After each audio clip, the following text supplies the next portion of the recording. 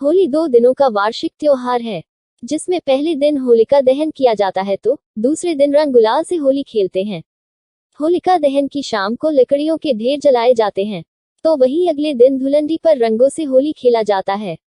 इन दोनों ही दिनों के पीछे अनेक पौराणिक कथाएं हैं, जिस चलते होली का त्योहार मनाने की शुरुआत हुई।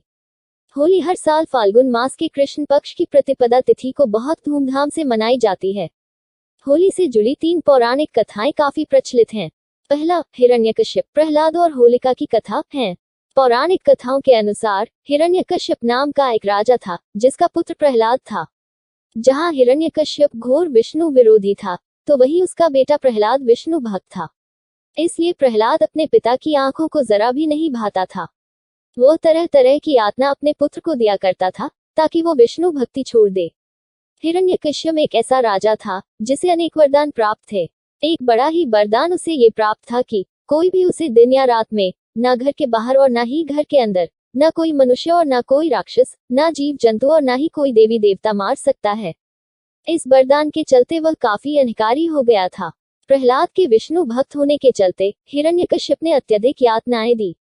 फिर भी जब वह विष्णु भक्ति नहीं छोड़ा तो उसने प्रयास किया कि प्रहलाद को जान से मार दे, लेकिन हिरण्यकश्यप हर बार अपनी कोशिश में असफल हो जाता था, क्योंकि भगवान विष्णु हर बार प्रहलाद की जान बचा लेते थे।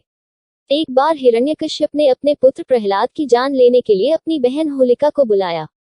होलिका को यह वरदान प्राप्त था कि आग उसे छू भी नहीं सकती, यानी आग होलिका को जला नहीं सकती है।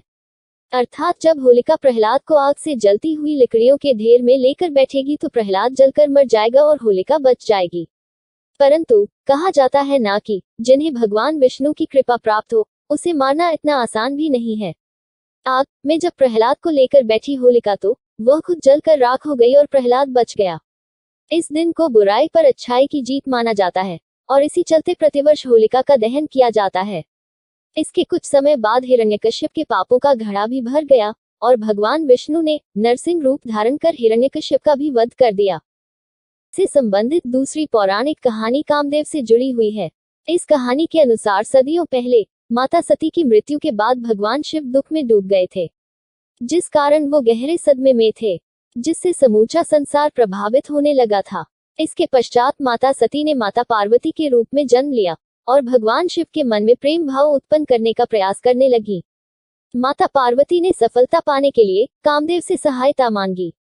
कामदेव इसका परिणाम जानते हुए भी भगवान भोलेनाथ के हृदय में प्रेम का बाण छोड़ दिया, जिससे भगवान शिव का ध्यान भंग हुआ और क्रोध से अपनी तीसरी आंख खोलते हुए उन्होंने कामदेव को भस्म कर दिया। परंतु तब तक प्रेम का बाण ने अपना काम कर दिया था और एक बार फिर भगवान शिव संसार के कार्यों पर ध्यान देने लगे। कामदेव के इस तरह भस्म होने को देखते हुए ही होलिका दहन की शुरुआत मानी जाती है। खासतौर से दक्षिण भारत में कामदेव की कथा को सत्य माना जाता है और होली के उत्सव पर उनकी पूजा की जाती है। तीसरी पौराणिक कहानी राधा कृष्ण से जुड़ी हुई है। होली पर रंगों की होली और फूलों की होली खेलने के पीछे राधा कृष्ण की इस कहानी को मान्यता प्राप्त है। मान्यता अनुसार श्री कृष्ण को बचपन में दूध पिलाकर पूतना नामक राक्षसी ने मारने का प्रयास किया था, लेकिन भगवान श्री कृष्ण ने उसी का प्राण हर लिया। इस कांड के बाद श्री कृष्ण का शरीर का रंग नीला पड़ गया था। राधा रानी बचपन से ही गोरी थी और इस चलते वो श्री कृष्ण को चिढ़ाया करती थी। इसीलिए राधा रानी को अपनी तरह रंगने के लिए श्री कृष्ण ने उन्हें तरह तरह के रंगों में रंग दिया। दोनों प्रेम पूर्वक हर वर्ष इस दिन की याद में फाल्गुन मास में रंगों की होली खेलने लगे और मान्यता अनुसार इसीलिए होली पर गुलाल उड़ाया जाता है और होली खेली जाती है। फूलों की होली खेलने के पीछे भी राधा कृष्ण की कथा है। कहते हैं श्री कृष्ण एक बार कहीं दूर गए तो राधा रानी उदास हो गई और उनकी उदासी से प्रकृति भी प्रभावित होने लगा, जिससे हर ओर पेड़ पौधे फूल मुरझाने लगे।